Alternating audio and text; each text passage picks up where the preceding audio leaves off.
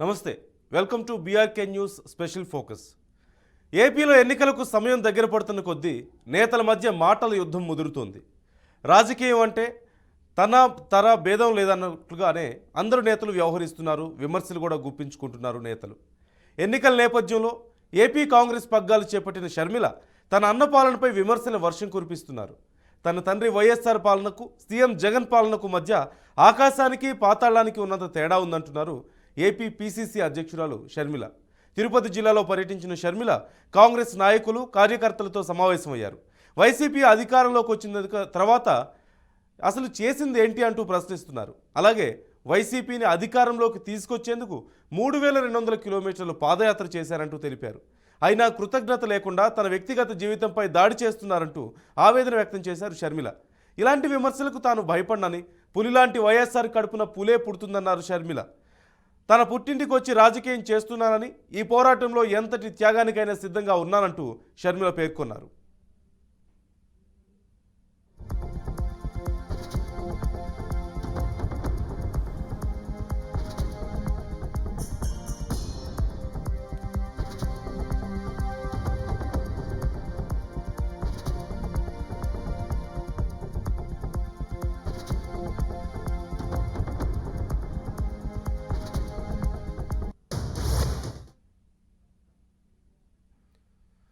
అటు కేంద్రంలో ఉన్న బీజేపీపై కూడా వైఎస్ షర్మిల విమర్శలు చేశారు. అయోధ్యలో రామమందిరం కట్టిన ప్రధాని మోదీ తిరుపతిలో ఇచ్చిన మాట ఏమైందంటూ ప్రశ్నించారు. గతంలో తిరుపతి సభలో ప్రధాని మోదీ ఏపీకి ప్రత్యేక హోదా ఇస్తానని మాట ఇచ్చారని, ఇచ్చిన మాట ఏమైందంటూ మోదీని ప్రశ్నించారు వైఎస్ షర్మిల. మాట నిలబెట్టుకొని మోదీ రాష్ట్ర ప్రజల దృష్టిలో కేడీనే అవుతారంటూ తీవ్రంగా వ్యాఖ్యానించారు. బీజేపీ కేడీల పార్టీ అంటూ కేడీ పార్టీకి మద్దతు తెలిపిన చంద్రబాబు, జగన్ కూడా కేడీలే అవుతారన్నారు షర్మిల. సీఎం జగన్, చంద్రబాబు అలీబాబా అరడజన్ దొంగలంటూ విమర్శించారు ఏపీ పీసీసీ అధ్యక్షురాలు షర్మిల. వైఎస్ఆర్, సీఎం జగన్ పాలనకు చాలా తేడా ఉందంటూ వైఎస్ షర్మిల విమర్శించారు. హంద్రినివా ప్రాజెక్టు వైఎస్ఆర్ హయాంలో 90% పూర్తి చేశారని, సీఎం జగన్ మిగిలిన 10% పూర్తి చేయలేకపోతున్నారంటూ తెలిపారు. గాలేరు నగరి ప్రాజెక్టులో 50% పనులు వైసీపీ ప్రభుత్వం పూర్తి చేయలేకపోయిందన్నారు. మరి సీఎం జగన్ వైఎస్ఆర్ వారసుడు ఎలా అవుతారంటూ ప్రశ్నించారు షర్మిల.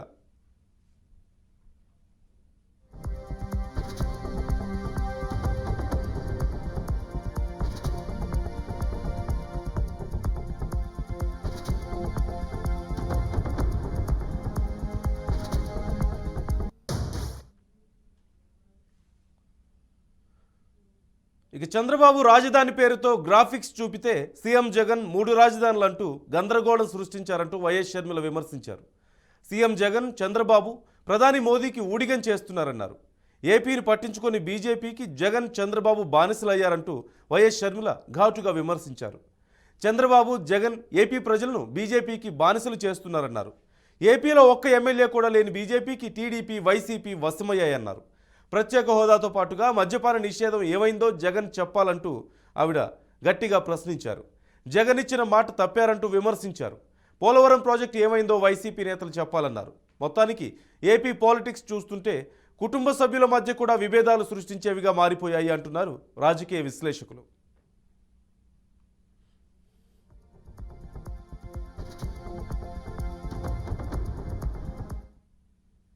పోలవరం ప్రాజెక్టు జాతీయ హోదా ఇచ్చి 90% నిధులు మేమే ఇస్తామన్నారు. మరి ఏమైంది? మా పోలవరం ప్రాజెక్ట్ ఇంకా పూర్తి కాలేదు అంటే మీరు కేడీ కాకపోతే మీరు మోడీ ఎలా అవుతారు అని ప్రాంత రాష్ట్ర ప్రజలు ప్రశ్నిస్తున్నారు. 10 సంవత్సరాలైనా ఇంతవరకు మాకు రాజధాని లేదు. చంద్రబాబు గారేమో అమరావతి రాజధాని అని, సింగపూర్ను చేస్తానని 3D గ్రాఫిక్స్ సినిమాలు చూపించాడు. జగనన్న గారేమో మాకు 1 సరిపోదు, మాకు 3 కావాలి అని మొత్తం గందరగోళం చేశారు. ఆఖరికి మనకు ఒక్క రాజధాని కూడా లేదు.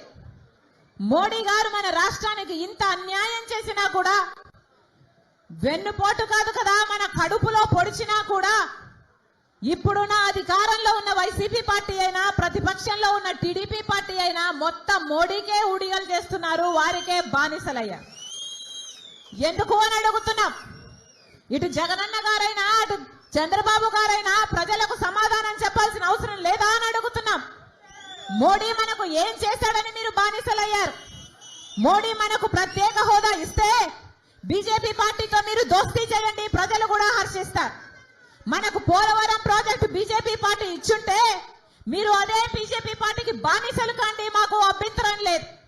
మనకు ఒక రాజధాని ఇచ్చున్నా, మనకు రైల్వే జోన్లు వచ్చున్నా, ఉత్తరాంధ్రకి రాయలసీమకు స్పెషల్ జోన్లుగా స్పెషల్ ప్యాకేజీలు మీరు ప్రకటించున్నా, మీరు ఏ ఒక్క మేలు చేసినా మోడీ గారికి మీరు భజన చేయండి, మీరు బానిసలు కాండి, ఆంధ్ర రాష్ట్ర ప్రజలు కూడా ఏమి అని. పోలవరం ప్రాజెక్టు జాతీయ హోదా ఇచ్చి 90% నిధులు మేమే ఇస్తామన్నారు. మరి ఏమైంది? మా పోలవరం ప్రాజెక్ట్ ఇంకా పూర్తి కాలేదు. ఈ అంశానికి సంబంధించి పూర్తి సమాచారం అందించేందుకు మనతో విజయవాడ నుంచి శ్రీనివాస్, అలాగే శ్రీకాకుళం నుంచి రాము ఇద్దరు లైవ్లో సిద్ధంగా ఉన్నారు. ముందుగా శ్రీనివాస్తో మాట్లాడదాం. శ్రీనివాస్, షర్మిల పీసీసీ పగ్గాలు చేపట్టిన దగ్గర నుంచి జగన్మోహన్ రెడ్డి మీద ఇటు టీడీపీ నాయకులను కూడా వదలడం లేదు, తీవ్ర స్థాయిలో విమర్శలు గుప్పిస్తున్నారు. పూర్తిగా బీజేపీకి బానిసలైపోయారని, రాష్ట్ర ప్రజలను కూడా బానిసలాగా మార్చేస్తున్నారని చాలా ఘాటుగా మాట్లాడుతున్న పరిస్థితి. ఎలా కౌంటర్ చేస్తున్నారు టీడీపీ నాయకులైనా సరే, ఇటు వైసీపీ నాయకులైనా సరే?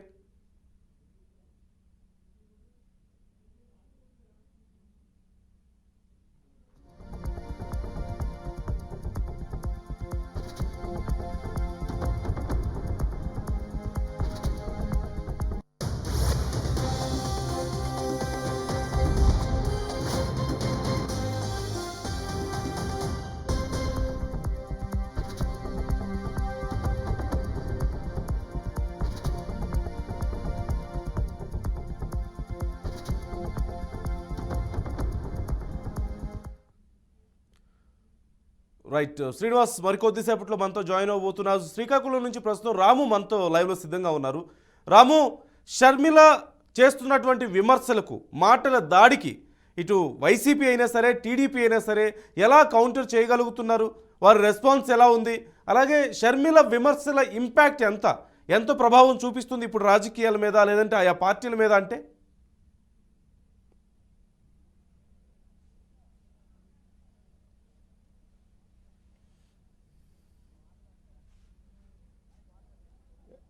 నందు ఏదైతే కాంగ్రెస్ పార్టీ మొన్నటి వరకు కూడా చాలా స్తబ్దంగా ఉండేది, షర్మిల పార్టీలో చేరిన తర్వాత ఒక్కసారిగా కాంగ్రెస్ పార్టీలో నూతన ఉత్తేజం అయితే వచ్చిందనుకోవచ్చు. ఏదైతే తన తండ్రి రాజశేఖర్ రెడ్డి పాదయాత్రలో భాగంగా ఎక్కడైతే ముగింపు పలికారో అదే ఇచ్చాపురం నుంచి కూడా తన రాష్ట్ర పర్యటన అనేది మొదలుపెట్టడం జరిగింది. అయితే ప్రణాళికబద్ధంగా అయితే వైసీపీని కావచ్చు, అక్కడ బీజేపీ ప్రభుత్వంపై కూడా తీవ్ర విమర్శలు అయితే గుప్పిస్తున్నారు. అయితే ఇందులో భాగంగా టీడీపీ జనసేన కూడా విమర్శలు అయితే గుప్పిస్తున్నారు. అయితే మనం ముఖ్యంగా చూసుకుంటే ఏదైతే తన అన్న పార్టీ అయిన వైఎస్ఆర్సీపీ పార్టీ మీద మాత్రం అయితే కొంచెం ఎక్కువగానే విమర్శలు గుప్పించడం జరుగుతుంది. ఆంధ్రప్రదేశ్లో కూడా ఒక్క సీటు లేని బీజేపీని కూడా టార్గెట్గా చేస్తూ బీజేపీ కూడా విమర్శలు చేస్తుంది. అయితే ముందు నుంచి కూడా ఒక ప్రణాళికబద్ధంగా తనకి అన్న నుంచి వచ్చిన ఏదైతే వైసీపీ పార్టీ కోసం గత టైంలో అయితే సుమారు 3800 కిలోమీటర్ల పాదయాత్ర చేసి వైసీపీ పార్టీ అధికారంలో రావడానికి తీవ్రంగా కష్టపడినప్పుడు కూడా నాకు పార్టీ కానీ మా అన్న కానీ గుర్తించలేదని మాత్రం అయితే ప్రజల ముందు పెట్టే పరిస్థితి అయితే ఉంది. అయితే తనకు జరిగిన అన్యాయాన్ని ప్రజలతో చెప్తూ కూడా ఆ వైసీపీ పార్టీ రాష్ట్రానికి చేసేది ఏమీ లేదు, అధికార పార్టీలో ఉన్నప్పుడు కూడా బీజేపీ చెంతలో చేరి బీజేపీ చెప్పినట్టు కూడా నడుచుకుంటుందని చెప్తుంది. అయితే ప్రణాళికబద్ధంగా ఏదైతే గతంలో దివంగత వైఎస్ రాజశేఖర రెడ్డికి బలుగు బలహీన వర్గాలు, దళిత, క్రిస్టియన్స్ మద్దతు అయితే ఏ విధంగా ఉండేదో అదే మద్దతును కాంగ్రెస్ పార్టీకి వచ్చేలాగా తన ప్రణాళికబద్ధంగా అయితే విమర్శలు చేస్తుంది. అయితే ఇప్పుడు మనం గతంలో చూసుకుంటే ఈ 9 రోజుల రాష్ట్ర పర్యటనలో భాగంగా అయితే 31వ తారీఖు వరకు అయితే షర్మిల పర్యటన అనేది ఉంటుంది. అయితే గతంలో చూసిన కంటే రోజు కూడా తీవ్ర స్థాయిలో అయితే వైఎస్ఆర్సీ పార్టీ మీద అయితే ఎక్కువగా విమర్శలు అయితే చేస్తుంది. కాంగ్రెస్ ఏదైతే తెలుగుదేశం పార్టీ, జనసేన పార్టీ మీద విమర్శలు చేసినప్పుడు కూడాను కొంత మొత్తంలోనే వాళ్ళ మీద విమర్శలు చేసి అధిక మొత్తంలో ఏదైతే మాత్రం అన్న జగన్మోహన్ జగన్మోహన్ రెడ్డి పార్టీ మీద విమర్శలు అయితే చేస్తుంది. ఏదైనప్పటికీ కూడాను షర్మిల అనేది ఒక ప్రణాళికబద్ధంగా అయితే విమర్శలు చేస్తుంది అనుకోవచ్చు. ఇప్పుడు మనం జనరల్గా చూసుకుంటే కాంగ్రెస్ పార్టీ అనేది పూర్తిగా అయితే ఆంధ్రప్రదేశ్లోన కాంగ్రెస్ పార్టీని నమ్మే పరిస్థితి లేదు. అయితే ప్రజల్ని నమ్మే విధంగా చేయడానికి ఏదైతే కాంగ్రెస్ పార్టీ అధికారంలోకి వచ్చిన తర్వాత రాహుల్ గాంధీ ప్రధానమంత్రి అయిన తర్వాత ప్రత్యేక హోదా ఏదైతే ఉందో ప్రత్యేక హోదా మీద మొదటి సంతకం పెట్టిస్తాననేసి, అలాగే బడుగు బలహీన వర్గాలకు కూడా కాంగ్రెస్ పార్టీ అనేది ఎప్పుడు కూడా వాళ్ళ తండ్రి పాలన ఏ విధంగా ఉందో అదే విధంగా చూసుకుంటామని, ఇప్పుడు ఏదైతే వైఎస్ఆర్సీపీ పార్టీ ఉందో అది రాజన్న బిడ్డ పార్టీ కానీ రాజన్న పాలన పార్టీ కాదని మాత్రం తీవ్రంగా స్పందించే పరిస్థితి ఉంది. దీనిపై కూడా ఏదైతే ప్రముఖులు ఉన్న సాయిరెడ్డి అవని సజ్జల రామకృష్ణ అవని అయితే ప్రత్యక్షంగా కూడా షర్మిలపై దాడులు చేయడం అయితే జరుగుతుంది. ఏదైతే ఉందో షర్మిల చెప్పిన మాటలను కూడా తన అఫీషియల్ సోషల్ మీడియాలో కూడాను షర్మిల చేసేది ఏమీ లేదు, తెలంగాణలోనూ పార్టీ పెట్టి అక్కడ ప్యాకప్ అయ్యి ఇక్కడికి వచ్చిందనేసి విమర్శలు గుప్పించింది. ఆ విమర్శలు కూడా ప్రతి విమర్శలుగా కూడా షర్మిల నాకు ఆంధ్రప్రదేశ్ అనేది పుట్టినిల్లని, నేను రాజన్న బిడ్డగా రాజన్న వారసులుగా రాజన్న రక్తం నాలో ప్రవహిస్తుంది కాబట్టి రాజన్న పాలన మళ్ళీ తెస్తాను, ఆంధ్రప్రదేశాన్ని మంచి పాలనతో ముందుకు తీసుకెళ్తానని చెప్పింది. అయితే మొన్న చూసుకుంటే రాజశేఖర రెడ్డి టైంలో ఉన్న ప్రాజెక్టులను జగన్మోహన్ రెడ్డి ఏ విధంగా నిర్లక్ష్యం చేశారో దానిపై కూడా ఘాటుగా విమర్శించింది.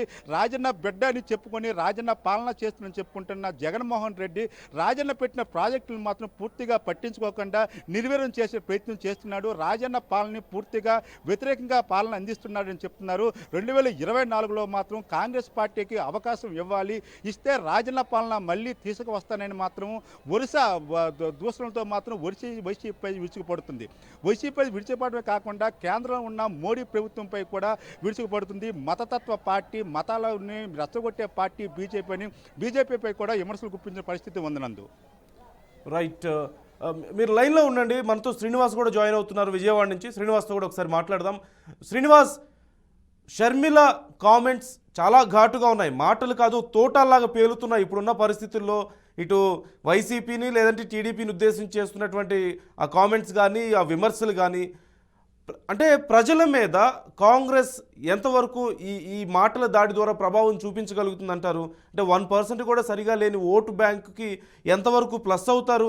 ఇప్పుడున్న పరిస్థితుల్లో షర్మిల గారి విమర్శలు కానీ లేదంటే ఆవిడ వైఖరి కానీ ఎంతవరకు ప్లస్ అయ్యే అవకాశం ఉంది? అలాగే నాయకులకి ఎలాంటి ఆలోచన వస్తుంది? చాలా వరకు ఇప్పుడు ఆర్కే చెప్పినట్లుగా కొంతమంది మాకు టచ్లో ఉన్నారు, కాంగ్రెస్లోకి రావడానికి సిద్ధంగా ఉన్నారు అంటున్నారు కదా. నిజంగా ఏదైనా ఇప్పుడున్న పరిస్థితుల్లో నాయకులు అట్రాక్ట్ అవుతున్నారా కాంగ్రెస్కు షర్మిలను చూసి?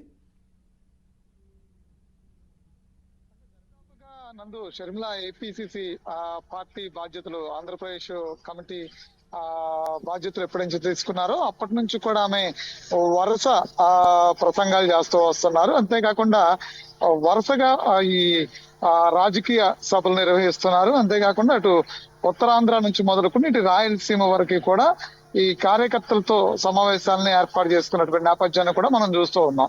అయితే షర్మిల చేస్తున్నటువంటి ఏదైతే ఈ రాజకీయ యాత్రలు ఉన్నాయో, అదే విధంగా షర్మిల చేస్తున్నటువంటి ఏదైతే ఈ కామెంట్స్ ఉన్నాయో, ఇవన్నీ ఇప్పుడు రాజకీయ వర్గాల్లో చర్చగా మారినటువంటి నేపథ్యాన్ని కూడా ఒక పక్కన చూస్తూ ఉంటే, మరో పక్క నుంచి షర్మిల కేవలం కుటుంబ అంశాలు ఏవైతే ఉన్నాయో వాటిని అత్యధికంగా తెర మీదకి తీసుకొస్తున్నారు. కానీ రాజకీయ పార్టీని ప్రభావం చూపించేటువంటి పరిస్థితి కానీ కాంగ్రెస్ పార్టీకి ఇప్పుడున్న దానికన్నా బెటర్ పొజిషన్ లోకి తీసుకెళ్లేదానికి కానీ షర్మిల యొక్క గ్రాఫ్ కానీ షర్మిల యొక్క ప్రసంగాలు కానీ సరిపోవు అనేది మాత్రం మరో పక్క నుంచి వినిపిస్తున్నటువంటి వాదనలో మనం షర్మిల ఒక ప్రస్థానం మొదలైనప్పటి నుంచి మనం చూస్తుంటే పిసిసి అధ్యక్షులుగా బాధ్యతలు చేపట్టిన తర్వాత ఆమె ఉత్తరాంధ్ర నుంచి మొదలుకొని ఈ కార్యకర్తలతో సమావేశమయ్యేందుకు ప్రతి 3 జిల్లాలకు ఒకసారి ఒక కార్యకర్తల సమావేశాన్ని ఏర్పాటు చేసుకున్నారు. అందులో భాగంగా సీనియర్ నేతలు ఎవరైతే ఉన్నారో సీనియర్ నేతల్ని పార్టీలోకి ఆహ్వానించడం, అదే విధంగా కొత్తగా పార్టీలోకి వచ్చేటువంటి వాళ్ళని ఆహ్వానించడం, వాళ్ళని పార్టీలో జాయిన్ చేసుకోవడమే కాకుండా సీనియర్ నేతలతో అక్కడ సమావేశాలను ఏర్పాటు చేసుకోవడం, కార్యకర్తలతో సమావేశాలను ఏర్పాటు చేసుకోవడం, అక్కడ ఉన్నటువంటి క్యాడర్ ని ఎన్నికలకి 2024 ఎన్నికలకి సమయుక్తపరచడం, ఇలాంటి అంశాలన్నింటినీ కూడా ఒక ఫస్ట్ ఎజెండాగా తీసుకుని కాంగ్రెస్ పార్టీ పిసిసి అధ్యక్షులుగా కాంగ్రెస్ కమిటీ అధ్యక్షులుగా ఫస్ట్ ఎజెండాగా తీసుకుని మొదలెట్టినటువంటి యాత్ర ఇది. సో దీనిలో భాగంగా ఆమె ముందుకెళ్తున్నటువంటి పరిస్థితి. అయితే మొదట ఆమె ప్రయాణం మొదలైనప్పుడు మొదటి రోజు నుంచి కూడా ఆవిడ ప్రమాణ స్వీకారం చేసిన మొదటి రోజున కూడా పెద్ద ఎత్తున ఇటు వైసీపీ పార్టీ మీద అదేవిధంగా ప్రస్తుత ప్రభుత్వం మీద, ఆ తర్వాత ప్రతిపక్ష పార్టీ అయినటువంటి టీడీపీ మీద, అదేవిధంగా జనసేన మీద, చంద్రబాబుని, పవన్ కళ్యాణ్ ని, జగన్మోహన్ రెడ్డిని టార్గెట్ చేస్తూ కూడా ఆమె మొదటి ప్రసంగం చేశారు. ఈ ముగ్గురు కూడా బీజేపీ పార్టీ అంటే బీజేపీ అంటే ఈ ముగ్గురు వ్యక్తులే, వీళ్ళు అడిగినా అడగకపోయినా బీజేపీతో పాటు కలిసి వెళతారు, వీళ్ళ ఎజెండానే బీజేపీ జెండా మోయటం ఆంధ్రప్రదేశ్ లో అని చెప్పినట్టు చెప్తూనే ఆమె వ్యక్తిగత అంశాలు ఏవైతే ఉన్నాయో ఇప్పుడు వరకు టీవీ మాధ్యమాల్లో వస్తున్నటువంటి కామెంట్స్ కావచ్చు, ఇతర సోషల్ మీడియా ప్లాట్ఫామ్ మీద వస్తున్నటువంటి అంశాలు కావచ్చు, ఇవన్నింటినీ కూడా స్పష్టత ఇస్తూ కూడా జగన్మోహన్ రెడ్డి గారిని విమర్శించే దాంట్లో కూడా ఆమె పెద్ద పాత్ర పోషించారు, విమర్శిస్తూ కూడా ముందుకు వస్తూ ఉన్నారు. సో ఆవిడ ప్రయాణం మొదలయ్యే కొద్దీ కూడా అనేక అంశాలు, వాళ్ళ కుటుంబ నేపథ్యానికి సంబంధించిన అంశాలు, తర్వాత ఆవిడ ప్రస్థానం మొదలైన తర్వాత మొదటిగా ఆవిడ చేసినటువంటి హాట్ కామెంట్ ఏంటి అంటే జగన్ అంటూ గ్యాప్ ఇచ్చి రెడ్డి అంటూ, ఆ తర్వాత గ్యాప్ ఇచ్చి గారు అంటూ జగన్ రెడ్డి గారు అంటూ ప్రస్తావించినటువంటి ఏదైతే ఉందో అక్కడ నుంచి ఆవిడ వైసీపీ నేతలు ఆవిడ మీద మాట్లాడడం, మాటల తోటాలు మొదలు పెట్టారు. మొదటిగా సజ్జల రామకృష్ణారెడ్డి మాట్లాడారు, ఆ తర్వాత వైవి సుబ్బారెడ్డి మాట్లాడారు, ఆ తర్వాత ఇతర నాయకులు ఎవరైతే వైసీపీ జగన్మోహన్ రెడ్డి గారికి దగ్గరగా ఉంటారో ఆ నేతలందరూ కూడా కొద్ది పరిధిదాటి మాట్లాడారు. సోషల్ మీడియాలో అయితే ఇక దానికి వైసీపీ దిగువ స్థాయి నుండి నేతలు, కార్యకర్తలు ఎవరైతే ఉంటారో సోషల్ మీడియాలో అయితే ఇక హద్దు అదుపు లేకుండా అటు మీద పోస్టులు కూడా చేసుకుంటూ వచ్చారు.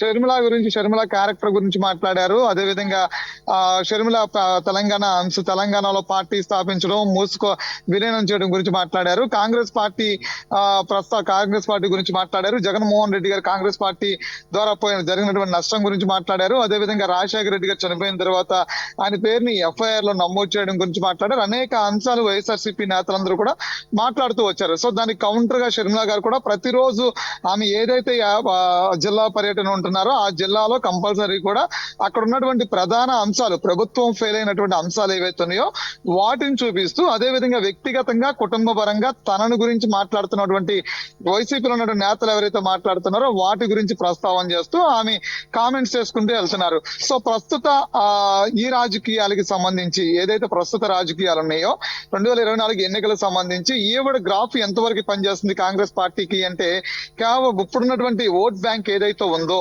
ఆ ఓట్ బ్యాంక్ మాత్రమే ఇప్పుడు ప్రెసెంట్ ఆమె వచ్చిన తర్వాత కూడా అదే కంటిన్యూ అవుతుంది. రానున్న రోజుల్లో సీనియర్ నేతలు ఏమైనా జాయిన్ అయితే కనుక వాళ్ళంతా అవుట్డేటెడ్ అయిపోయినటువంటి నేతలుగా కూడా రాష్ట్రంలో చూస్తున్నారు. పోతే రాష్ట్రం విడిపోయిన తర్వాత ఆంధ్రప్రదేశ్ విభజన తర్వాత వీళ్ళందరూ కూడా పార్టీకి దూరంగా ఉంటూ వచ్చారు. చాలా మంది వైఎస్ఆర్సీపీ పార్టీతో కలిసి పనిచేస్తున్నారు.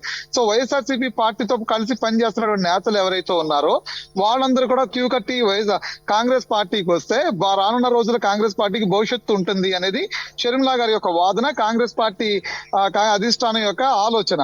కానీ ఇక్కడ జరుగుతున్నది ఏంటంటే, రాజశేఖర రెడ్డి గారితో ప్రయాణం చేసినటువంటి వ్యక్తులు విభజన ఆంధ్రప్రదేశ్ తర్వాత కాంగ్రెస్ పార్టీని విడిచిపెట్టిన వాళ్ళు ఎవరైతే ఉన్నారో వైసీపీలో ఇప్పటికీ కంటిన్యూ అవుతున్నారు. కొంతమంది సిట్టింగ్ గా ఉన్నారు, వాళ్ళకి మరొకసారి 24 సీట్లు వచ్చేటువంటి అవకాశం ఉంది.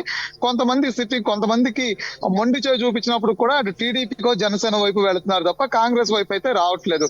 కానీ షర్మిల గారు మాత్రం కాంగ్రెస్ పార్టీని అధికారంలో తీసుకురావడానికి, అంటే కేంద్రంలో అధికారంలో తీసుకురావడానికి పెద్ద ఎత్తున ఆంధ్రప్రదేశ్ లో ప్రయత్నమే చేస్తూ ఉన్నారు. కానీ ఇవి ఎంతవరకు వర్కౌట్ అవుతాయి అని చెప్పలేని పరిస్థితి మాత్రం కనిపిస్తుంది, చాలా స్పష్టంగా కనిపిస్తుంది నందు. రైట్ శ్రీనివాస్, మీరు లైన్లోనే ఉండండి, రాముతో మాట్లాడదాం ఒకసారి. రాము, ప్రధానంగా గ్రౌండ్ లెవెల్లో ఉన్నటువంటి క్యాడర్, కాంగ్రెస్కి పూర్తి స్థాయిలో అసలు క్యాడర్ లేదని చెప్పలేం, కొత్త గొప్ప క్యాడర్ మిగిల్చుకోగలిగింది, మొత్తం మీద కొన ఊపిరితో ఉన్నారు, కాంగ్రెస్ పార్టీ కొన ఊపిరితో ఉంది. ఇప్పుడు షర్మిల వచ్చిన తర్వాత కొంత ఉత్తేజాన్ని మనం చూస్తున్నాం కాంగ్రెస్ క్యాడర్లో. క్యాడర్ ఎక్స్పెక్టేషన్స్ ఎలా ఉన్నాయి? ఎన్నికల సమయం చాలా దగ్గర పడుతుంది, అతి తక్కువ సమయమే ఉంది. షర్మిల గారు వీలైనంత ఎక్కువగా తిరుగుతున్నారు, ప్రజల్లోకి వెళ్తున్నారు, పార్టీలని విమర్శలు చేస్తున్నారు, నాయకుల మీద విమర్శలు చేస్తున్నారు, అట్రాక్ట్ చేసే ప్రయత్నం చేస్తున్నారు. బట్ క్యాడర్ మెంటల్గా క్యాడర్ పరిస్థితి ఎలా ఉంది? వాళ్ళు నిజంగా స్ట్రాంగ్గా ఉన్నారా? రేపు ఎన్నికల లోపు అసలు వారు ఏమి ఎక్స్పెక్ట్ చేస్తున్నారు? చంద్రబాబు గారైనా యశ్వంత్, కాంగ్రెస్ పార్టీకి క్యాడర్ లేకపోవడం అంటూ ఏమీ లేదు. క్యాడర్ అయితే ఉంది. అయితే వాళ్ళని నడిపించే నాయకుడు లేకపోవడం వల్ల అయితే కొంత కార్యకర్తలు అయితే నిరుత్సాహంగా ఉన్నారు. అయితే ఇప్పుడు ఏదైతే శర్మిల పిసిసి పగ్గాలు చేపట్టిన తర్వాత ఈ సుడిగాలి పర్యటనలో భాగంగా అయితే కార్యకర్తలు అయితే పెద్ద ఎత్తున మాత్రం వచ్చే పరిస్థితి ఉంది. అయితే మనం చూసుకుంటే ఇప్పటి వరకు కూడా కాంగ్రెస్ పార్టీకి సంబంధించిన నాయకులందరూ కూడా ఆల్మోస్ట్ 90% వరకు అయితే మనం వైఎస్ఆర్సీపీ పార్టీకి అయితే షిఫ్ట్ అయిపోయారు. ఇప్పుడు ఏదైతే ఈ వైఎస్ఆర్సీ పార్టీ అవ్వచ్చు, లేకపోతే జనసేన టీడీపీ పొత్తులో భాగంగా ఈ సీట్లు నిర్ణయం అనేది తేలిన తర్వాత ఎవరైతే టికెట్ రాని వాళ్ళు ఉన్నారో వాళ్ళైతే డైరెక్ట్గా శర్మిలతో కాంటాక్ట్ అయ్యే పరిస్థితి అయితే ఉంది. ఇప్పటికే పలువురు నాయకులు అయితే తమకు టికెట్ రాదు అని భావించిన వాళ్ళు ఇప్పటికే శర్మిల కాంటాక్ట్లోకి వెళ్ళినట్టు తెలుస్తుంది. అయితే ఫేస్ వాల్యూ ఉన్న నాయకులు, జనబలం ఉన్న నాయకులు వచ్చేటప్పుడు కార్యకర్తలు కూడా ఆటోమేటిక్గా షిఫ్ట్ అవుతారు. ఎందుకంటే కాంగ్రెస్ పార్టీ అనేది మనకు పూర్వం నుంచి వచ్చిన పార్టీ కాబట్టి ఇప్పుడు కూడా కాంగ్రెస్కి మనుగడ లేదు అనడానికి ఏమీ లేదు. ఈ రాహుల్ గాంధీ జోడో యాత్ర తర్వాత మనం చూసుకుంటే కర్ణాటక అవని, తెలంగాణ అవని ఇప్పటికే కాంగ్రెస్ అధికారం చేపట్టింది. అధికారం చేపట్టిన తర్వాత కూడా ఆంధ్రప్రదేశ్లో కూడా సరైన నాయకుడు వస్తే కాంగ్రెస్ పార్టీ పుంజుకుంటుంది అన్న తరుణంలో అయితే కాంగ్రెస్ పార్టీ అనేది శర్మిలను అయితే తీసుకురావడం జరిగింది. శర్మిలను వచ్చిన వెంటనే పిసిసి పగ్గాలు ఒప్పజెప్పడం అయితే జరిగింది. తను కూడా ఒక ప్లాన్డ్గా ఎవరైతే బలంగా ఉన్నారో ఇప్పుడు మన ఆంధ్రప్రదేశ్లో చూసుకుంటే అధికార పార్టీ తన అన్న వైఎస్ జగన్మోహన్ రెడ్డి ముఖ్యమంత్రిగా ఉన్నాడు.